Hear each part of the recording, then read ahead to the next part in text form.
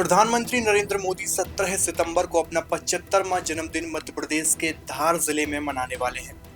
लेकिन इस बार जन्मदिन सिर्फ औपचारिकता तक सीमित नहीं रहेगा।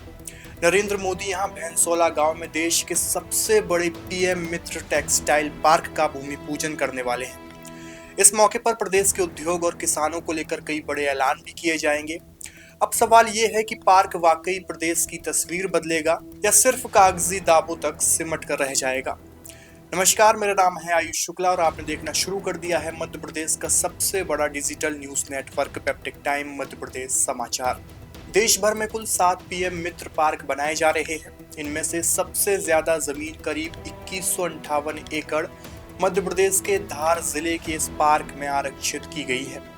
दावा किया जा रहा है कि यह पार्क 5F मॉडल यानी फार्म, फाइबर, फैक्ट्री, फैशन और फॉरेन पर आधारित किया जाएगा। मतलब खेत से कपास निकलेगा, फैक्ट्रियों में प्रोसेस होगा, डिजाइन तैयार होगी और फिर सीधे विदेशों तक सप्लाई किया जाएगा। मालवा निमाड़ का इलाका कपास उत्पादन के लिए मशहूर है। खरगोन, धार, बड़वानी और खंडवा जैसे जिले कपास की खेती में अव्वल हैं। पिछले साल मध्य प्रदेश में करीब 8.73 लाख मैट्रिक टन कपास का उत्पादन हुआ था। लेकिन अब तक ये कपास ज्यादातर मंडियों, जीनिंग, प्रेसिंग फैक्ट्रियों तक ही सीमित था। पार्क शुरू होने के बाद किसानों को सीधा उद्योगपतियों को बेचने का विकल्प मिलने जा रहा है। बताया जा रहा है कि इस पीएम मित्रा पार्क के जरिए मध्य प्रदेश में 3 लाख लोगों को रोजगार मिलेगा, जिसमें 1 लाख लोगों को प्रत्यक्ष रूप से रोजगार मिलेगा और 2 लाख लोगों को अप्रत्यक्ष रूप से इस पूरे पीएम मित्र पार्क में रोजगार मिलेगा। हालांकि यहाँ एक बड़ा सवाल यह भी है कि क्या वाकई इतनी बड़ी संख्या में रोजगार मिल पाएंगे। पहले भी कई औद्योगिक पार्क और क्लस्टर बने, लेकिन उनका पूरा लाभ प्रदेश को नहीं मिल सका। सरकार का कहना है कि पार्क बनने से स्थानीय युवाओं और महिलाओं को रोजगार मिलेगा। वहीं विशेषज्ञों का मानना है कि असली फायदा तभी होगा जब उद्योग पूरी क्षमता से चलेंगे और ग्लोबल मार्केट तक पहुंच पाएंगे।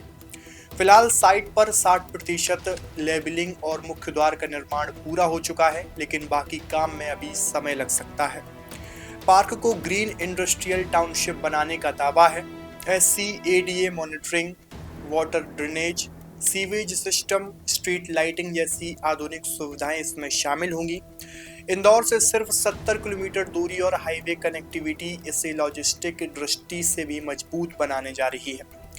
कपास किसान मानते हैं कि अगर मंडियों पर निर्भरता कम होगी और कंपनियां सीधे खरीदेंगी तो आमदनी बढ़ सकती है। लेकिन कई किसान यह भी कहते हैं कि असली चुनौती न्यूनतम समर्थन मूल्य और समय पर पेमेंट की होगी। उद्योग जगत मानता है कि बिजली पानी सस्ती दर पर मिले तो यह प्रोजेक्ट लंबे समय तक टिकाऊ रह सकता है। धार के अलावा जबलपुर और सागर में भी टेक्सटाइल इंडस्ट्री के विस्तार की योजना है। भोपाल के सतगड़ी में रेडीमेड गारमेंट पार्क और इंदौर के परदेशीपुरा में 184 यूनिट वाला प्लग एंड प्ले कॉम्प्लेक्स तैयार किया जा रहा है। वहीं उज्जैन के विक्रम उद्योगपुरी और मुरैना का मेगा फुटवेयर क्लस्टर भी इस औद्योगिक रणनीति का हिस्सा बना हुआ है।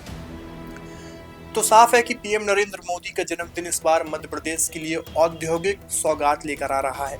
अब देखना होगा कि क्या ये दावे जमीनी हकीकत में बदल पाएंगे या फिर यह भी प्रदेश की अधूरी औद्योगिक कहानियों की लिस्ट में शामिल हो जाएगा।